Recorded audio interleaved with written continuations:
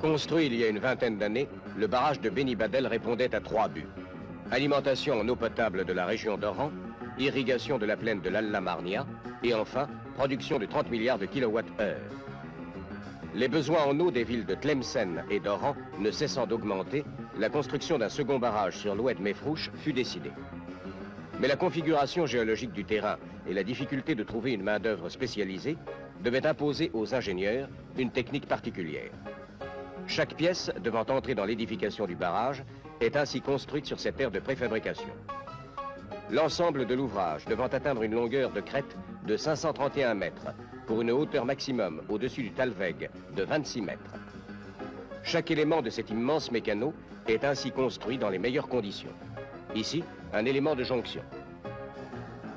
Ce béton d'usine est très supérieur au béton coulé et vibré sur place dans des conditions souvent acrobatiques. Les éléments standards de voûte, de contreforts ou d'éléments spéciaux sont réalisés séparément, mais n'excèdent jamais un poids de 7 tonnes, conditionné par la puissance des engins de levage.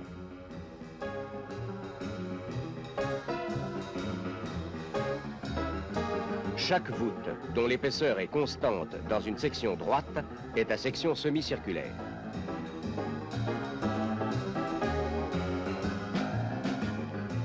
Le problème le plus délicat est de solidariser les pièces entre elles. C'est sur sa solution qu'est basé tout le procédé. Le squelette pierreux de l'ouvrage étant mis en place dans des moules, un mortier colloïdal est injecté sous une pression de 2 kg au centimètre carré. Il remplit les cavités réservées entre les éléments. Les éléments préfabriqués sont transportés jusqu'au voisinage des voûtes par un véritable petit pont roulant sur pneus.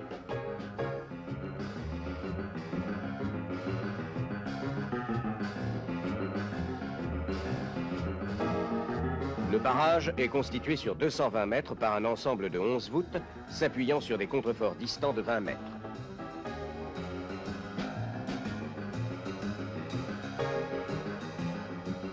Les extrémités du barrage sont constituées par 2 tronçons de barrage-poids de 80 mètres sur la rive droite et de 50 mètres sur la rive gauche.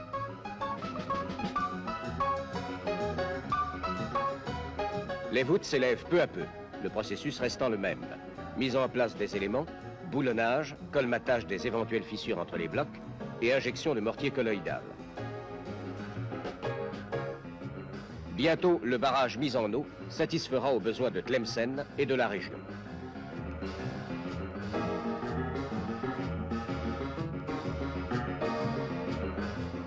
Une construction unique au monde qui consacre une réussite de plus à l'actif de la France et de l'Algérie.